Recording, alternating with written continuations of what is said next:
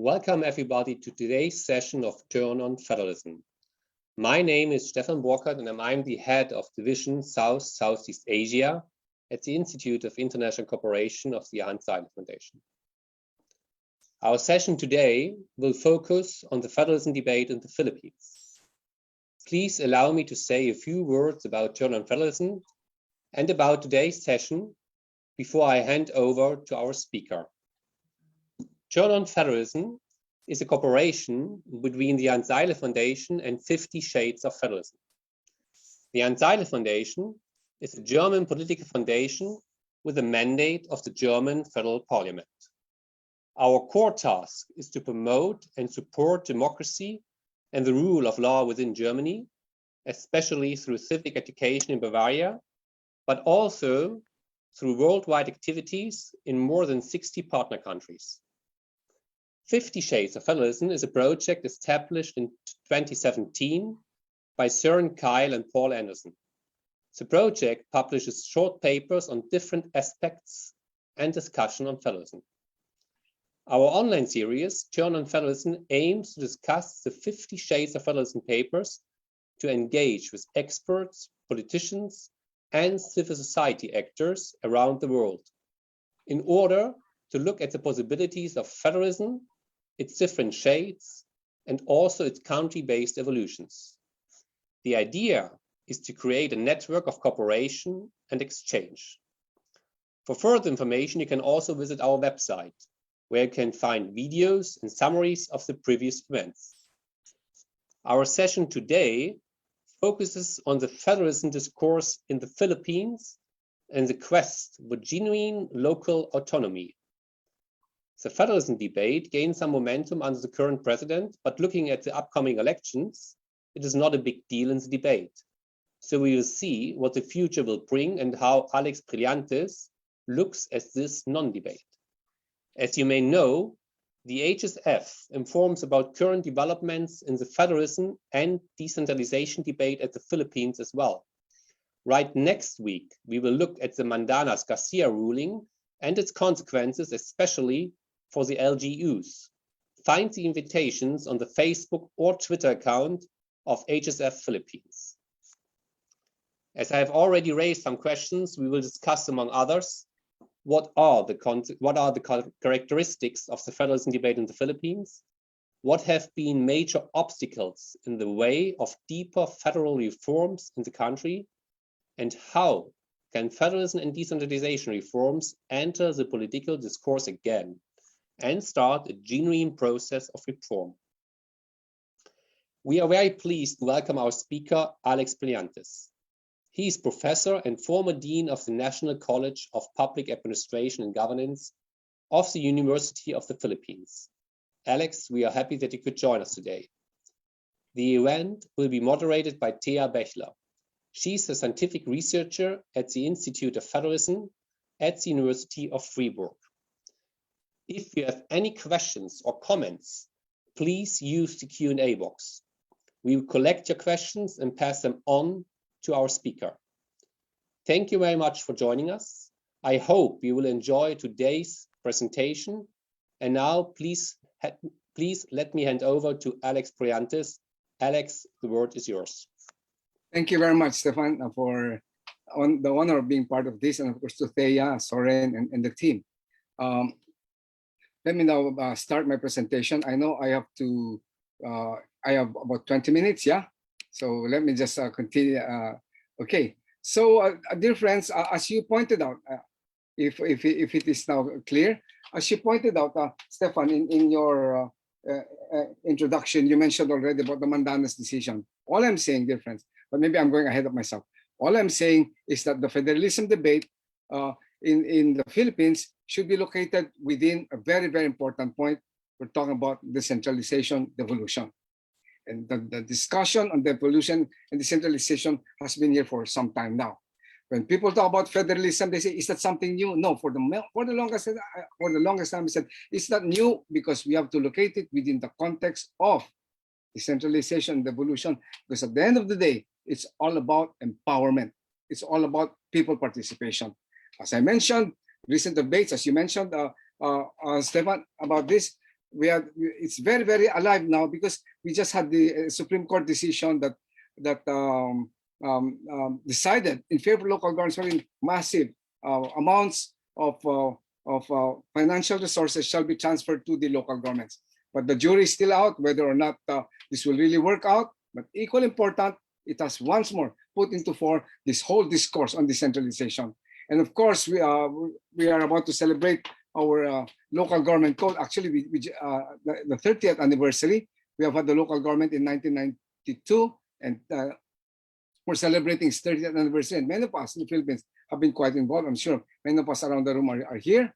And of course, the devolution, we called it at one point. It has started some kind of a quiet revolution in the countryside because it really transferred massive powers and authorities to local governments, health services, agriculture, social services, but not education. I made a mistake there. But number two, regulatory functions to local governments. So apart from deliver basic services, we have regulatory services, but equally important, financial resources to the local governments. And this is very important. It created an enabling framework for people participation in local governments.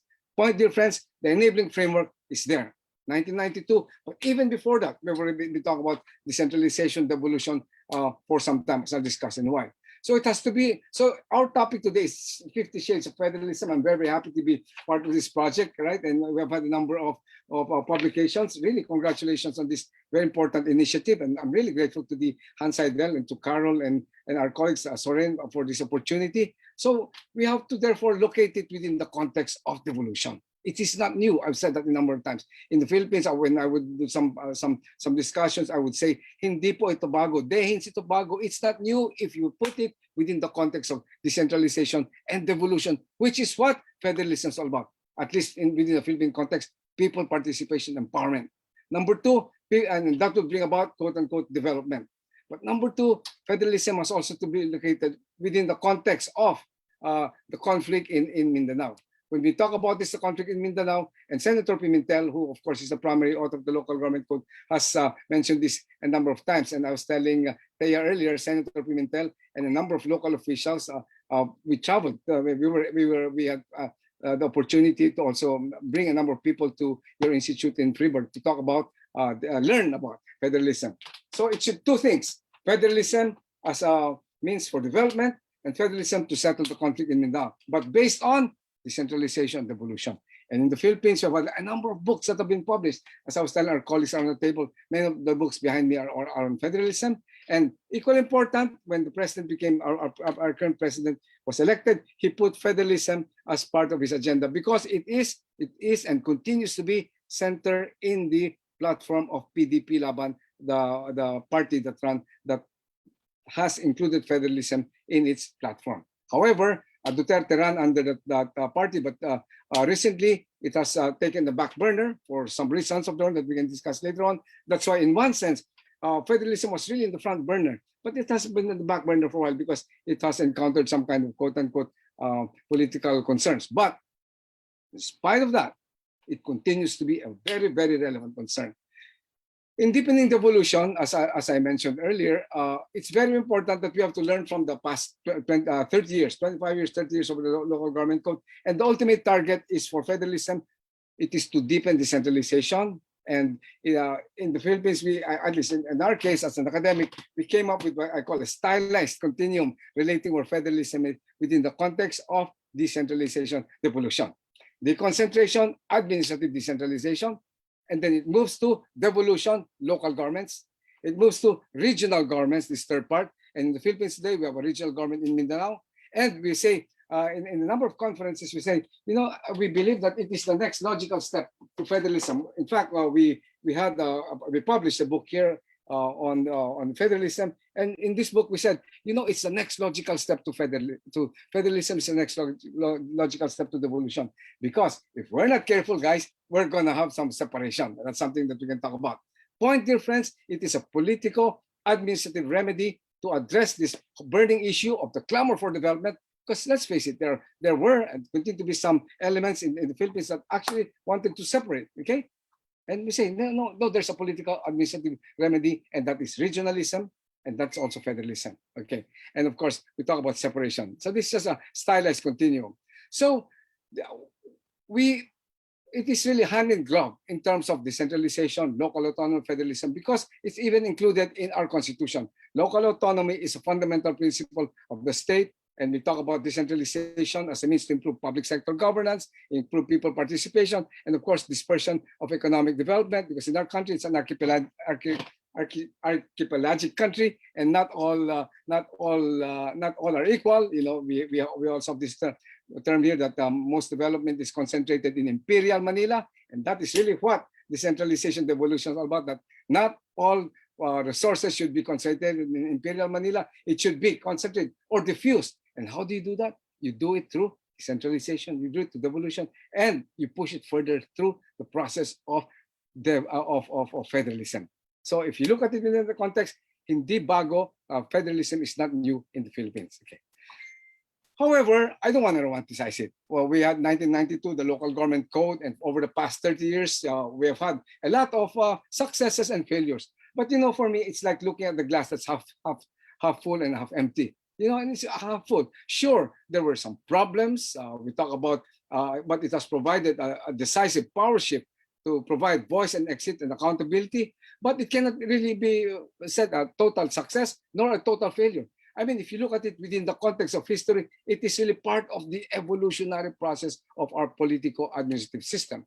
Among other problems, you talk about coordination among different levels of government is weak. I just attended the CEPA, it's called CEPA, Committee of Experts for Public Administration in UN, of course, virtually, because we've been attending that, but this time virtually. And one thing that they continue to talk about, even at the UN, at the level of the CEPA, Committee of Experts for Public Administration, they talk about the importance of vertical and horizontal coordination. So it really continues to be a public administration concern. And of course, the strong requirements for strong coordination are lacking. Clear division of responsibilities, we'll talk about it momentarily. Who is responsible for what, which is key in the discussion of federalism. And equally important, we talk about a system that is highly fragmented. However, over the past years, we've been conducting what we call a rapid field appraisal with the support of international institutions, rapid field appraisals, wherein we evaluate the state of decentralization devolution over the past so many years. And in fact, even as we speak, we're conducting one at this moment. As I said, there have been some gains. No? Sure, it's not a total success, it's not a total failure, but we have a program called Galing Po, a program that really documents good and best practices at the local level. And looking at the good and best practices, we've seen that, hey, it's not so bad. Because we have a hospital policy environment, the local government code, we have good leaders, especially many good local leaders have come out, frontline people, especially during the pandemic. We've seen that. Sometimes conflict between national and local, and sometimes local says, wait a minute, we are in charge, we're frontliners, you guys at the national level simply provide the framework and let us do the rowing and not the steering. Okay, but of course there's been conflict. And of course, sometimes if there's a crisis, such as flood, and even of course the pandemic. And of course, another very important success factor is a proactive local government, a lot of dynamic local governments. We talk about very strong civil society and the response for demand for specific power. Can also be a trigger for success. This I'd like to point out, attendance in local and international training. I must publicly acknowledge the trainings and conferences that our colleagues in the Philippines, local officials, have attended not only in Germany, in Australia, and the US. And of course, Germany has also been in the forefront of this. We've sent a number of our local officials there, including of course Senator Pimentel, and of course to the Institute of Freiburg. Very important. Changing the mindsets, attending this training has also been a good source of innovations at the local level. Of course, there are many national programs and the role of universities and academic institutions, as I mentioned earlier, and of course, the role of bilateral institutions. Point, it's not a total success, definitely not a failure, but we have had good and best practices. But if you look at it from the perspective of evolution, it's not so bad because we have a lot of good and best practices in a program we call Galing Po. I'm very happy to be part of that. We initiated that when I was part of the Local Government Academy. My own experience in local governance was at one point I headed what's called the Local Government Academy, the training institution for local governments in the Philippines. And in fact, I'm now a trustee of that institution. So over the past years, we did a study for the Asian Development Bank, sometime back with my friends, Jim and Gilbert Llanto. So the effects of decentralization since 1919 are positive. You have a local government code, strong leadership, improve access to financial resources, including now the very important mandamus decision, people participation and talks about, well, there's some problems. What are the still inadequate local finance, weak national capacity, a problem that's really a fundamental concern, and of course, some next steps. What are the next steps? And part of the next steps, many next steps, deepen decentralization, build capacities. But guys, we're talking about the importance of the next logical step. Is it federalism? Is it next year or is it next decade? We don't know. But at one point, during the time of this Duterte administration, he constituted a consultative commission that wanted to really advocated the establishment of a federal structure of government. But it was really very much in the front burner at one point. But hey, the point is that it's very, very much part of the discussion of today as we speak. So we talk about the federalism as a development and reform strategy. As I mentioned, case of from decentralization, now federalism, we talk about it to build capacities. It provides innovation and flexibility at the local level. But I must mention, lest I be misunderstood, but I'm certainly aware of the fact that not all federal systems are highly devolved. And that came out again in the CEPA, the Committee of Experts meeting, Committee of Experts of Public Administration. But it's not necessarily guaranteed. But Philippine Philippine context, we believe that since if we do adopt the federal system, we will work on, build upon our experience over the past so many years, including the evolution. And hey, it might be right at this point in time, including, as I mentioned, development strategy, including, as I mentioned earlier, address the decades-long conflict in southern Philippines. Okay, so the timing might be good at this point in time. We don't know if the next administration will adopt it, but I'll point out later there are about 3 or 4 candidates who have been talking about actively decentralization. But the transition eventually to federalism, this might be an excellent opportunity for us to introduce the much needed reforms. As I said, our local government code, our law is not perfect, certainly not. But hey, if we do this, it might be an opportunity for us to introduce some reforms, including, among other things, what we call amalgamation. Let's face it, in my country, we have a number of subnational governments, and sometimes we have many local governments that are not viable. So we should talk about interlocal cooperation. We should talk about interlocal cooperation, and this was also supported by another German foundation. They talk about the importance of interlocal cooperation. We have many local governments, even at the barangay level, that are not viable, and that's something. So what we're suggesting, this might be an excellent opportunity. We have discussed this with our Minister of Local Government recently. Let's talk about biting the bullet. Can we talk about amalgamation? Okay, so it's also, as I mentioned earlier, a fundamental strategy to encourage people participation. As I mentioned earlier, it was introduced or given a lot of attention during the time of Senator Nene Pimentel. And problem, when we talk about federalism, very, very important, the importance of delineation of powers and authorities. We talk about concurrent functions, responsibilities, and powers. And this is what we've learned from other countries. From Germany, from Australia, even from Canada, etc. The importance of really having clear delineation functions, because as you know, at the end of the day, it's all about power. Okay, but who power for whom? Okay, it includes also not only it also includes fiscal and budgetary matters, transfer of financial transfers. But as I mentioned, the discussion of federalism is as old as the 1800s, as been articulated by our national hero, Jose Rizal, and of course, as I mentioned very recently, during the time of Senator Nene Pimentel, even with the President Duterte. Rizal, our national hero, talked about that. By a law of reaction, the islands will probably declare themselves some kind of a federal republic, and Rizal was our national hero. And of course, this is a picture of Senator Nene Pimentel, who was prime mover behind the federalism movement.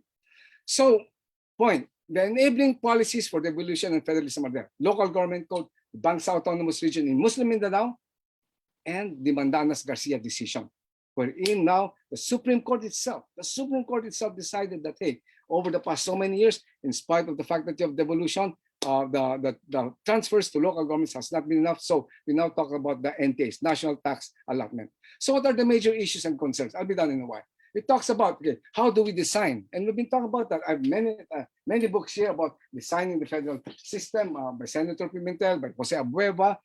So it's been there some time. How do we design it? In terms of what are the appropriate states, number of states, is it 3, is it 20, is it 15? The capital, where should it be? Where should it be, Manila or out of Metro Manila? Then we talk about delineating responsibilities. But a major issue and concern, as you know, is all about power. continuing centralist tendencies of national government. That's not new because, of course, they want to keep power, but that's part of the capacity building. And of course, the importance of also the imperative of building local and national capacities. Note, over the past so many years, we keep on telling, let's build local capacities, let's build local capacities. I pointed out, no, let's also build national capacities because people at the national level also need a lot of capacity building. Okay. And of course, one major issue in federalism today is about the lack of awareness. Is it something new? That's why we always tell them it is not new, because if we relate it to this ongoing discourse of decentralization and devolution, it will actually build upon, it will push the envelope. But of course, not to be so romantic about it, this whole issue of fear of elite capture, entrenchment of dynasties, which has been there for some time. That's something also that we can mention. But of course, when we talk about decentralization and devolution and even federalism, you don't only transfer powers, but underscore, bold-faced, promote accountabilities as well. At the lowest level of subsidiarity, we promote accountabilities. Now, then I was told, I was advised by Carol and Soren, can you talk about, and these are my last three slides, is it really in the front burner? Yes, we have a number of officials, and this is just a cursory. Okay, definitely, I'm not campaigning for anybody at this. But one of the presidential candidates talk about budget reform for village empowerment. His name is Senator Lacson. Point. He's also pushed for empowerment. Of course, Vice President Lenny Robredo talk about the need to institutionalize citizen participation through the People's Council, and that is something that her husband, who used to be the mayor of Naga City and used to be Minister of Local Government himself, has been putting up, including the so-called bottom-up budgeting. And another mayor who's also running for president, his name is Mayor Isko Moreno of Manila, has also talked about the importance of autonomy for local governments. Point difference in the upcoming elections, yes, it's part of the discourse, but unfortunately not very much part of that central. My good friend, his name is Edmund Tayo, who's really a very brilliant fellow, has pointed that unfortunately the whole Mandanas decision, which is initiated all this, is not really very much part of the platforms of many of our government. That's why part of our job is really to push them and say, hey, what do you think about the Mandanas Garcia decision, wherein it transfers powers and authorities to more finances to the local level, but equally important, is that enough? Maybe the money might not be enough. What is the process of devolution? Okay, so revisiting the key messages, I think, as we said earlier, recent events have shown that the discourse of devolution is alive and well in the Philippine administrative system. If properly implemented, it can build a federal form of government, will build upon this. And as I mentioned, it can be put in a continuum from deconcentration, administrative decentralization, to even separation. But not in the middle, but the maximum kind of decentralization, I believe, at least Philippine context, is federalism. But let me mention, not all federal systems are indeed as decentralized. But there are many as decentralized. Many of you around the room are more experts around this. And I think we have learned a lot of lessons over the past 30 years. And equally important, it has to be located within the devolution process. I already mentioned, it's there to be about development and to political administrative conflict to address Mindanao. And right now we have the BARM, the Bangsamoro Autonomous Region, and it's de facto, I think, a state. We can talk about that later on, but I think we can learn from that. I'm from the Cordilleras up north. No, and in our constitution it also talks about a regional government, and it can be a mechanism to really strengthen local governments. And indeed, for many of us, I think it's a logical next step to devolution. I'd like to thank you for this opportunity, and perhaps a lot of points to discuss with you around the table. And I'm grateful. Thank you very much for this opportunity to Hans Seidel Foundation and to colleagues around the table. Maraming salamat po. Thank you very much, Professor Brillantes, for your presentation. And it was very nice to see how vividly engaged you are in this federalization discussion and how you are able to bring together so many aspects. And I think you've already given me the perfect introduction, because we are now going to have a Q&A session, and I already see questions in the Q&A box that relate to your presentation, and I think also to the challenges that the Philippines are confronted with at the moment. And I would like to invite you, our audience, there are so many people that are asking questions, to just put them in the Q&A box, and we will pick them up immediately. Let me maybe quickly open the discussion with one question in relation to one of your last points that you made, and that is in reference to the presidential elections. The Philippines are going to have the next presidential elections on the 9th of May, and maybe also for our global audience that maybe not so familiar with the Philippine politics and the Philippine case, it's important to know that outgoing President Duterte's, one of his main campaign promises in 2016 when he was elected was to federalize, and now you've explained very well that this has come to a halt, or you said it was what expression do you use, on the back? Yes, exactly, on the back burner is what you said, and at the same time you've also shown us now campaign promises of other candidates for the presidential elections of 2022 who talk about decentralization and devolution, but they do not use the word federalism in their campaign. And maybe you can explain a little bit, why has federalism, it's been so prominent in the presidential elections of 2016, and now it's not, the term federalism is not very prominent anymore now. Can you explain a little bit what happened to the federalism discussion and where the Philippines stand on it at the moment? Thank you so much, Thea. You know what? It has been politicized. At one point, it was equated with the government, okay, with the government of President Duterte, because he ran under the platform of PDP Laban, and the platform PDP Laban, federalism is one, okay.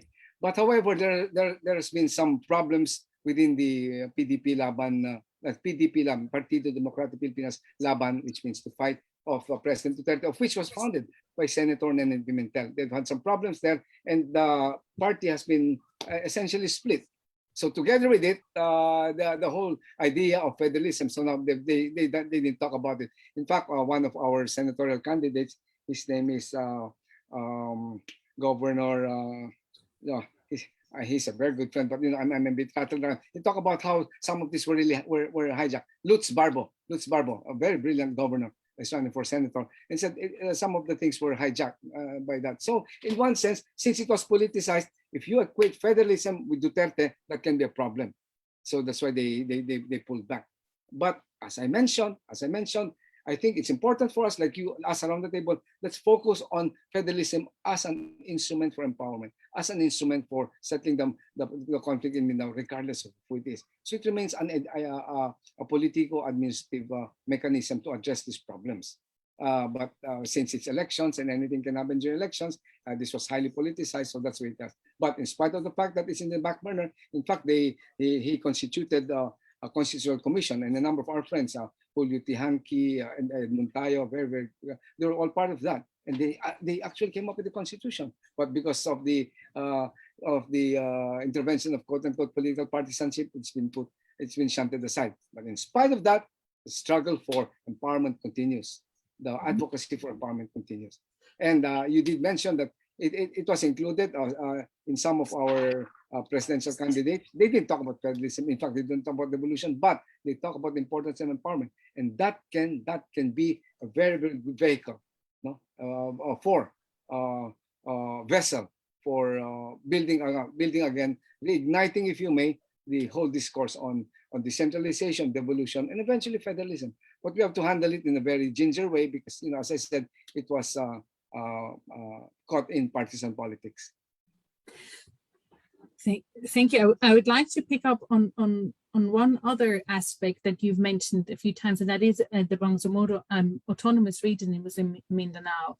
You explained, maybe for our international audience, maybe we can explain a little bit more what the context is there. You have mentioned that, federalism in the context of the Philippines can be an instrument to address the conflict, and at the same time with the establishment of the Bangsamoro Autonomous Yeah. Region in Muslim Mindanao, we also have an example where the Philippines went further than just decentralization, just the system that you were describing before, but actually having an autonomous region with also powers on the regional level. Can you maybe explain a little bit what the context is, and maybe also, we know that the Bangsamoro region is at the moment still in a transition phase. What could be lessons that can be learned from that process for the federalizing process for the rest of the country, in your opinion? Thank you. Well, at one point, some of you might know that the Philippines imposed a martial law in 1972 by Mr. Marcos, who set up a very, very centralized government called dictatorship. And one of the reasons why it was set up was he calls it, to address the rebellion. And one area of rebellion was in Mindanao. Okay, so he thought that martial law did it. And since then, the quote unquote the conflict in Mindanao continues. So there have been a number of political administrative mechanisms, including at one point Marcos came up with Presidential Decree 1618. I remember this clearly because I was even part of that movement. Then Marcos came up with his own local government code. Then when other presidents came, they got the zone of peace, freedom, and neutrality. Then you have the arm, etc., etc. So many political administrative remedies. My friend, his name is Makapado Muslim, is really an expert here, but he did a great dissertation together with another good friend who did this, and we continue to search for appropriate mechanisms. Now we've really hit BARM, the Bangsamoro Autonomous Region for Muslim Mindanao, and it's essentially, if you look at it, the ministers, it's within the context of really a state. I think it's almost a de facto state, but again, we have to continue addressing the national-local relation, because you can have the institutions there, but at the end of the day, in terms of real implementation, even there, we had a forum recently with some BARM people, and some provinces say, you know what, and this was even before, if you establish this Muslim autonomous region, but if the subnational, the provinces are still beholden, if you just put another layer that would centralize it, forget it. They have to really experience genuine autonomy. So the debate continues. But in terms of structure, it is there. Because I must mention, historically, in the southern part of the Philippines, we have had attempts at separatism. We had what we call the Mindanao Independence Movement. There was a movement, they even came up with their own what they call Mindanao dollar. They really wanted to separate. They said, wait a minute, Mindanao, Sulu, Palawan, they wanted to separate. But we said, wait a minute, you don't have to separate. This can be addressed through a political administrative mechanism through a regional government. Now, hey, it can be addressed through a real, genuine federal government. And that's why I said federalism can be, and many Pimentel always says that it can be used to address the conflict in Mindanao. And I'm happy about what's happening in BARM, but of course, we're not out of the woods yet. The debate continues. Like I said, I was in the forum about 2 weeks ago, or a month ago, and it continues because some of the governors say, if it's just going to be another level of centralization, forget it. We don't want any part of it. So it's all about sharing of power. And equally important, if I might be a little romantic, it's also about trust. Something that, as you know, not only in the Philippines, but in many, many countries today, trust continues to be one thing in governance in general. Maybe in relation to that, we do have a question from the audience that has to do with this debate that has been going on for such a long time. And you also say it's not something new. It's not something, federalism is not something that only came up in the 2016 election campaign. It's been discussed since the 70s or even earlier. And one person asks why it is so hard for the Philippines to actually move forward with federalism, whether or not there are cultural constraints or just, she calls it a plain power struggle between the national and the local level. What would you say to that? Well, I will not romanticize. Certainly. I mean, all of us around the room know that at the end of the day, politics is all about power. But question is, how does one share power? And question is, how does one transfer powers where everybody benefits? It sounds so romantic, but at the same time, I think over the past so many years, it has been, I would, or beyond, it sounds so hackneyed, politicized, but more importantly, I think it has been misunderstood. I think if we understand federalism within the context of people empowerment, within the context of participation, I think people do it because we have had a local government code, which I must say, it was passed in 1992, was really a great piece of legislation. And our thousands of local governments around the country are really enjoying these, the autonomy, and equally important, asserting their authority, and equally important, winning, because they went to the Supreme Court, led by Senator Pimentel, led by Governor Mandanas, led by Governor Garcia, and they finally won. But now that we are there, they're talking about the importance of quote unquote implementing full devolution. We're beginning to say, yes, sure, we might have enough resources, changing the mindset. So now we have people at the national government saying, okay, if it is yours, we'll give you everything. Oops, excuse me. Because, that kind of thing. Okay, national government say, well, since you have the Mandanas decision, we'll transfer all the powers to, all the functions to you. And if they do that, you know what, they might end up a shortchange again. And this was exactly the discussion in 1992. I remember so clearly that we were talking about that, the so-called absorptive capacities. This notion of downloading, this notion of load shedding. National government says, okay, if we can't do it, we'll give it to you, and let me see if you can do it. That's the kind of mind shift I think that we should avoid. Sometimes it's not either or, it's us together in the ship, because if the ship sinks, all of us sink. It's not only people in first class, it's not only people in the economy, the entire ship sinks. So how does one promote the mindset that we are in this boat together? Okay. And how is that? Well, like I said, that's why we were attending the continuous dialogue between and among local governments. Like I said, it's not we're not really romanticized. I've said that a million times, because hey, we're not starting new. We have the local government code, 1992. We have a lot of good and best practices. Myself is full year of outstanding innovations in local governments. It's called the Galing Po program. And you know what? Again, I don't want to romanticize them. We have a lot of good local governments out there. The pandemic has shown it. Of course, we have a lot of local officials that also did not step up to the plate. But like I said, it's like looking at the glass that's half empty and half full. I guess I'm just an optimist in that sense. But what it has brought to fore, though, and again, what it has brought to fore is the pandemic. At one point, when we decentralized, we moved from highly centralized all the way down to full decentralization. And we're saying, maybe we overdid it.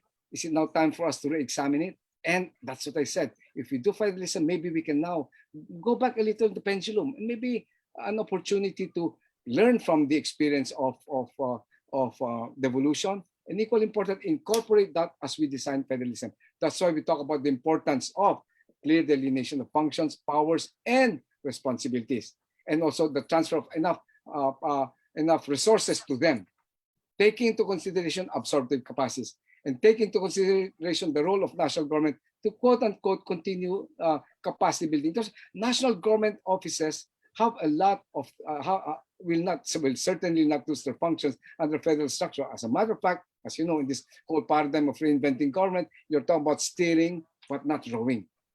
Let them row but not steer. So the job of national is really to look at the global issues. Unfortunately, and that is really the I guess the step back in national government. Many of our national government officials continue to row. They go down to the lowest level possible. Things that can be done at the lowest level possible, they still do it. Conditional grants, etc. So letting us all appreciate this whole notion of subsidiarity. I mean, we learned that, of course, from this whole notion of you guys in terms of the importance of subsidiarity. But question, the elephant in the room, at the end of the day, it's all about power. And I think the question that you said the person raises, hey, we might have dynasties. Are we not really strengthening the local elites? We are, but we're also strengthening, looking at pushing the envelope. It's also an opportunity for us to strengthen, if you may, accountabilities. And I saw a question there that talks about the role of civil society. Soren mentions that. Yes, I'm glad. Thank you, Soren, for mentioning that. Because in the local government code, we really encourage people participation. It almost sounds like an oxymoron, because in our local development councils, 1/4 of which is allocated to the NGOs and POs. And we have a very, very vibrant civil society here. And I know this, we've traveled around the country many times since 1992, very, very strong organization. And even as we speak now, you have many good civil society groups that are really engaging them in politics and engaging in governance. And I think that's what it is. Point, the instrument is there. Point, the policy is there. Point, how do we really fully implement it. But at the end of the day, as I said, sometimes the elephant in the room, it can be hijacked. But that's the way life is, I mean, you have these opportunities for everybody, but it's really a question of assertion, perhaps, authority, but equally important, how, as Soren pointed out, the role of civil society. And there are a lot of good civil society groups out there, I must say. If we've already addressed the role of the civil society, maybe you could also say something about international actors, the geopolitical situation or do international actors play a role in the federalism debate in the Philippines? Well, yes, I mean, definitely. I mean, in terms of models, in terms of seeing how it works, in terms of learning what does not work. Like I said, we're not romanticizing decentralization. I just happened to attend this Committee of Experts meeting at the United Nations, and exactly, hey, we have, you know this much more than I. There are many federal structures in the world that are not as decentralized as others. But given the Philippine context, hey, it can work for us. So yes, learning from others and bringing in experts, or we conduct what we call men's study tours, or participating in, you're familiar, of course, with this group called the Forum for Federations also, learning from each other. I think that's very, very important. I think that's why we are around the room to talk about this. But after having said this, at the end of the day, we design it ourselves. Because at the end of the day, it's us who are left holding the bag. But certainly within the context of this notion called globalization, this thinking global yet acting local. And that's, for me, is what federalism is about. We cannot be isolated from the rest of the world. And I must say, I've seen how some local governments are being more empowered than others. Local governments are able to enter into agreements with others. And at one point, if it's a very, very highly centralized government, local governments can do that because they have to go to national government. But is it possible for them to have more authorities? I think it's possible. And I think if you have highly autonomous federal states, it's possible. But of course, you have also some failures out there. I mean, I wouldn't say it's a failure, but how sometimes the lack of coordination from the national government. I think that a good example would be what happened in the United States with the very federal structure. But when the pandemic came, everybody had their own strategies, and that was quite problematic, as you know. So national government provides the overall framework, local governments implement it according to their respective situation. And I must say, over the past pandemic, we've seen local governments who really stepped up to the plate and dared to step up to national government, because national government had its own policies. But one local government said, wait a minute, no, we'll do it on our own. And they did, and they were proven right. For instance, in the conduct of testing in relation to COVID. National government said, no, you cannot set up your laboratories because we still have to accredit them. The local government said, forget you. They went ahead and tested. And national government came in later and said, we accredit you. Thanks, but no thanks, but you're already accredited by you guys. So we have this kind of mindset. And that's the kind of mindset, I think, for development-oriented local governments. And we're about to have our elections in a few weeks. And this is the kind of local officials we're talking. Somebody who is willing to be part of this whole discourse, thinking global, but acting local. Localization. There is also a question, if we're talking about what the reasons are as to why the federalization process is not moving forward. One question links it, is related to the political structure, the government structure, and asks whether actually the presidential system and the strong concentration of powers with the president could actually be a hindrance for reform, and whether maybe a parliamentary system could be more in favor of reform. What are your thoughts about that? Yeah, well, yes, the Constitutional Commission that was constituted by the president actually pushed for. I think we should deconstruct the debate from federal unitary and presidential parliamentary. No, so it could be a different. It could be presidential. It could be federal presidential, because other parts of the world, or it could be unitary parliamentary. But what in response to your question, and I read the debates in the Constitutional Commission, they really proposed for a federal parliamentary, because you're so right in terms of accountabilities. No, it's very, very important, because at one point the Philippines has always, let's face it, the Philippines has always had a strong president, and experience has shown that. We wrote a book on who determines what. does the president determine the institution, or does the institution determine the president? And in our case, we say it's the personality of the president that determines the institution. And I think if we go to that kind of more highly accountable structure, then it could move in that direction. So yes, Dr. Abueva, one of the brightest minds in the Philippines, and he just passed on, but has always advocated for a unit for a presidential parliamentary form. In fact, I was one of his research assistants at one point. We came up with a draft constitution. This has been engaged, this has been studied by a number of scholars with help from international community such as yourselves. Point is, how do we let people understand it? So information dissemination, deconstructing the notion that, hey, it's not new, the fear of the unknown, but it's not unknown. Because if we build on what we have, it could work out. Because like everybody around the room, like many countries, the search for the appropriate political administrative machinery comes in, whether it will come next 10 years or not. Because we've been talking federalism formally since 1979.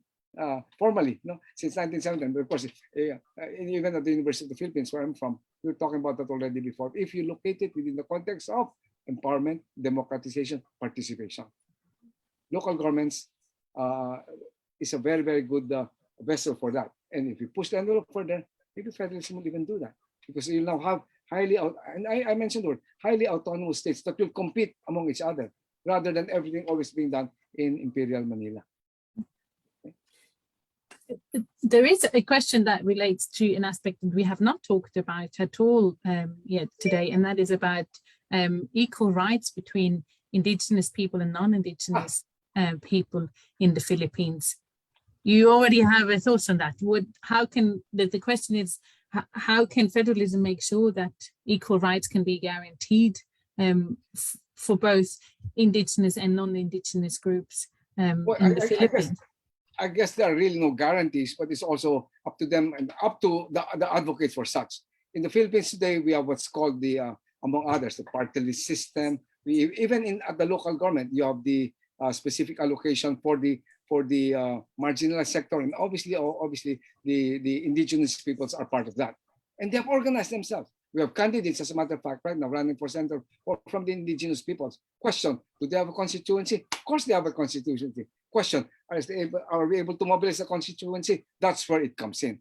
But we can learn from. One of my most I really admire, for instance, the indigenous peoples in Australia, for instance. Isn't it when you attend a meeting in Australia, for instance, they always begin by recognizing the rights of the indigenous people who were here even before us.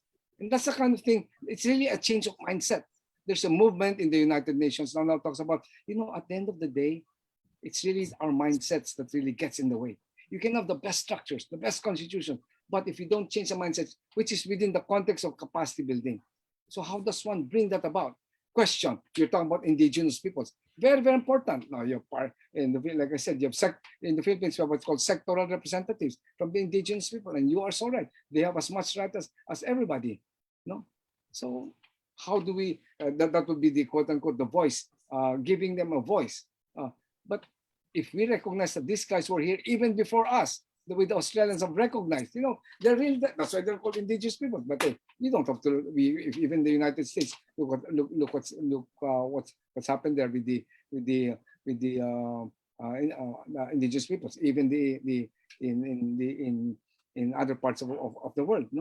So it's really a whole continuing discourse, and that's also, by the way, included in the SDGs.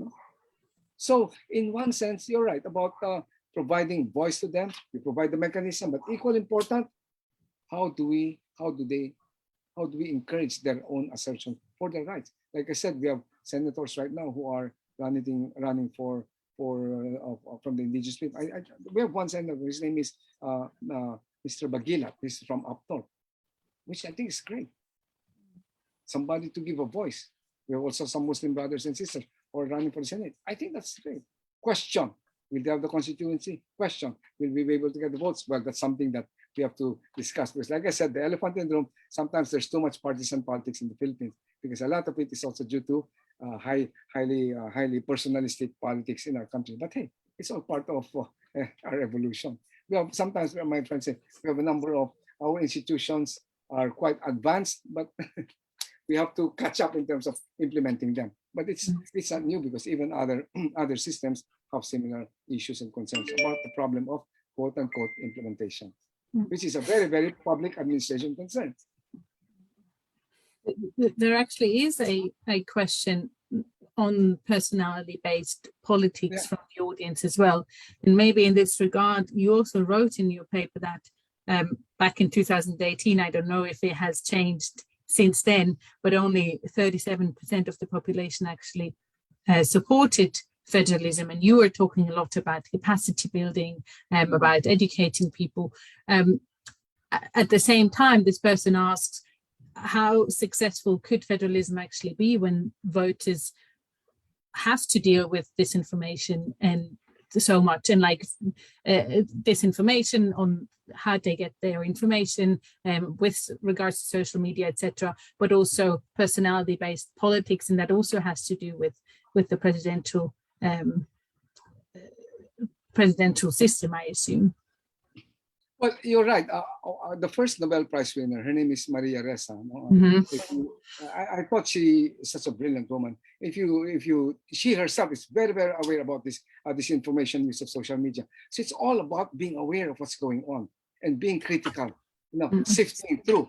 Because you and I mean, come on, we see a lot of disinformation out there. And I think that's what we around the room, I have a number of colleagues around the table who are also from different universities. And I keep on telling them, you might be part of the intellectual elite, but that's our job, to look always at the question behind the question, not just accept things hook, line, and sinker. And I think if we know the game, but after having said that, it's a given. Personality politics. It's a given. Somebody asked the mature voters. Well, I must say we should be moving in that direction. When our people will really be, when we, myself included, will really be voting according to ideology rather than personality. But if you look at it, we're not at that level yet, because people shift the political parties. So I guess this whole notion of federalism should not really be seen as one. It's really part of an entire menu, if you may, of public sector reform. We're talking about electoral reform. We're talking about party reform. And I know our German colleagues around the table have been, and of course, I'm saying that have been supporting public sector reform, not only decentralization, party sector. It's all that, no? But we have to move in that direction and appropriately contextualized. We're not saying, hey, it works for Germany, it will work for. Of course not. We look at those and then appropriately contextualize it. And I think we're ready for that. In fact, we've been ready for some time. But of course, not like I said, I don't want to romanticize it. We have problems. I'll be the first to admit we have a lot of problems. But hey, we also have a lot of good practices. That's why I pointed out our program on successful local governments. It's so inspiring to see good local governments step up to the plate. That's why in my job, when I was at Dean of the University of the Philippines, we continue to brought people to your university in Freiburg. We brought them to DSE, the Deutsche Stiftung Entwicklung, or we went to Germany, to Australia, learning about how do they share resources. But equally important, how have they asserted themselves in terms of organizing the leagues of provinces, leagues of cities. It is a journey. It will not happen overnight. We know this, and it will happen in our lifetime, hopefully. But at least we're planting the seeds. And I think a major seed that has been planted was our local government code. The very, very, very, very powerful local government code of 1992. It's been there. It's not a total failure, as some of our economists would say. It's not a total failure, and it's not yet a total success. But hey, let's build on that. There are quite a lot of questions exactly about what you just talking about, and that is about constitutional reform. Yeah, exactly. You also write in your paper that people are quite opposed, or maybe even afraid, from engaging in reform processes to change the constitution. Why is that? Why are people rather opposed to constitutional change? And also, is this opposition against constitutional reform one of the main reasons why the federalism debate is stuck? Stuck, or maybe placed in the back burner. The way I look at it, we're very highly partisan. And constitutional reform, you are so right. I mean, come on, all of us were talking about the need for reform. We've developed a framework for that. But equally important, it's always been equated, it's this lack of trust, if you may. not only in, as you know, it's really a problem in governance in general, lack of trust. Because hey, if there's constitutional reform, what is his or what is her motivation to extend her term, to extend his term? And that has always been it. But guess what? That's exactly what Marcos did in 1972. He came up with his own constitution saying that, hey, it's martial law to address the conflict, to reform society. But at the end of the day, he extended his term. So that's where the trust in government has really gone down. And of course, through so many of our presidents, many of them talked about constitutional reform, no? But one president who didn't want was tempted, was offered constitutional reform was Fidel Ramos, but he said, no, I will not. I'll stick to my 6-year term. Okay, and then the other presidents talk about that. So I guess, in one sense, we always read motives into this. We read motives into this. Like I said, yes, we do need constitutional reform. We do need party reform. Our parties in the Philippines are not exactly something to boast of. You know, people shift parties here like they shift jackets. You know, but. Yeah. You know, so when will be we need to have very ideological parties. That's why at one point Senator Pimentel set up PDP Laban. It was ideological, if you may. And one particular part of the ideology set up a federal form of government. And that's what, and when President Duterte ran under that, okay, we'll set up federal form. We'll advocate for federal government, which was good in the beginning. Unfortunately, as they moved on, there was schisms in the party, and even the PDP Laban itself has become quite divided. But now there you have the original PDP and others who are using the party as a simple mechanism to capture power. So in one sense, it's kind of embarrassing. In one sense, we use our political parties for ideological, personal politics, which is really the way things are done here. But it need not end there. So like I said, Thea, it's really something that's really part of a journey. And that's, I think, how we should understand all this. It's not one moment in time, but it really should be seen. Come on, Jose Rizal talked about federalism for a long time ago, our national hero. Because eventually we'll move to that. No? I guess I'm being quite almost naively optimistic, but guys, we have to be optimistic here. Yeah, quite naive, but realistically naive, if you may. So about that optimism, maybe then a question from a rather pessimist question, actually, to counter that. A person asked, and I quote, that some say that federalism will only work in rich countries and never in developing countries like the Philippines. Can you give an example of where what kind of role models the Philippines actually can pick up on and could be of use as a template? Well, I would not say template, but we look at others. I'm familiar, of course, with Malaysia. Okay, it's a federal structure, but quite highly centralized. I'm familiar with India. You know, we're familiar with South Africa. There are different models, and we learn from them. I would not say we pick from them. As a matter of fact, if I might say, I'm part now of it's called the Eastern Region Organization for Public Administration, EROPA, and we're having precisely a panel on this, on the federal models. And yes, we'll look at others. It will be held in Nepal virtually. Nepal itself has adopted the federal form of government, I think, over the past 5 years. And they're looking at that. I've been to Nepal to talk about our own experience on advocacy federal. So let's look at that, no? And how is it done? But at the end of the day, it's all about defining who's responsible for what, agreeing to what, and focusing on our vision. In our framework, we talk about the importance of focusing on our vision. In the Philippines, all of us around the room talk about the SDGs, but equally important, the vision of, we call it the Ambition Natin 2040, Ambition Natin 2040. Where do we want to be in 2040? And let's move forward. In spite of the changes in government, let's focus on that vision. I'm sorry to say if I sound so romantic, but it can be done. No, it can be done. It must be done. Hey, we have no choice. It should be done because this is not the kind of world we would like to live our children in. And that is, I think, what federalism can bring. A more equitable society, not only for the vulnerable, like the indigenous peoples, for instance, but equally important for the next generation. It can and should also be crafted within the context of intergenerational equity. So it sounds romantic, but hey, it can be done. That's why your SDGs. People say SDGs romantic. No, it can be. That's why we have some indicators. That's why we have a lot of. Come on, I have volumes and volumes of books on federalism here. We've been studying that. No? But at the same time, as we say in the Philippines, kailangan maglanding. It has to be implemented. How do we do it? Appropriate contextualization. And that's what praxis is all about. Praxis, theory and practice. Not all theory, not all practice. But let's not lose sight of our ideology, which is people empowerment. Whether it's federalism, whether it's decentralization, that's fine. And I think if we go federalism, we'll really be pushing the envelope to maximum people empowerment. We are almost running out of time, and I would like to take the liberty of asking one last question, and that is a little bit to summarize, because on the one hand, you say in the Philippines, a lot is already there.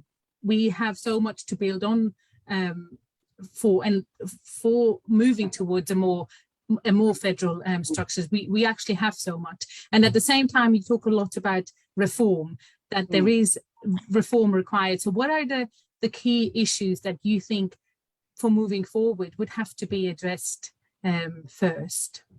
That's a great question, because as I said, it's very, and as was mentioned at the beginning by Stefan, the moment is there. We have this Mandanas Supreme Court decision.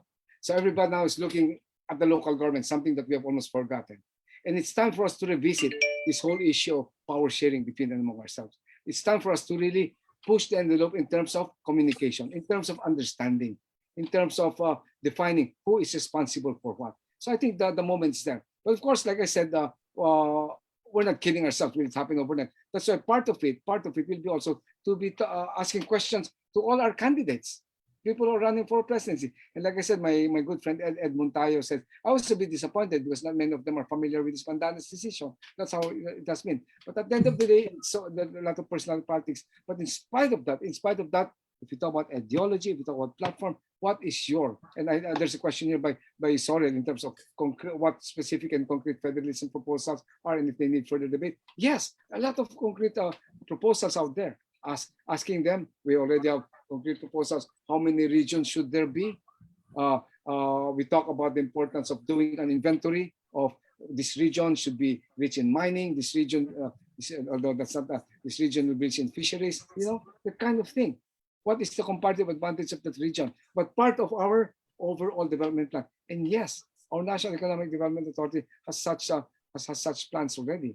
Hopefully, it will not be interrupted again.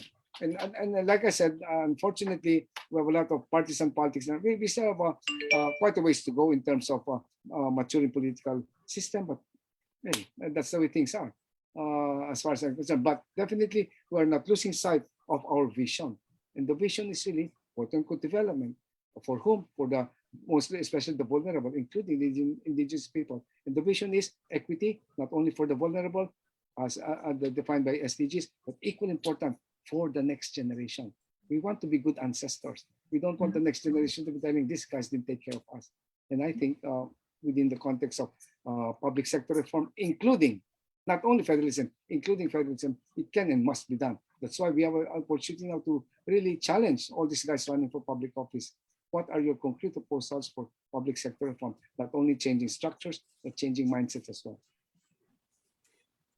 Thank you very, very much, Professor Brillantes, for this interesting presentation, but also for answering all of these questions and giving us an insight on the current debates, but also on your optimism and your views of how to move forward. And I see there are so many questions still that have not been answered yet, and that also shows that there is a debate, and unfortunately we don't have time to address these questions right now, but I am sure that there will be other moments where we can continue these discussions, and I am already looking forward to that. So thank you very, very much, Alex, for being here, for participating, and also thank you very much to the audience for engaging in the discussion, for asking so many questions. Very sorry again that we didn't get to address all of them. I think it's going to give us quite a good background also to continue following the presidential campaigns and the debates, and also then the actual elections that will take place in 9th of May. So I'm really looking forward to seeing what's happening in the Philippines in that regard. So I'm concluding this session. Thank you very much. It was our second session of 2022, and our next session of Turn on Federalism is going to take place in June. You will hear about it again via our usual channels, and yeah, until then, depending on where you are, I wish you a very good night or good evening or good morning or good afternoon, and see you next time. Thank you very much. Bye-bye. Thank you very much. Thank you very much. Thank you.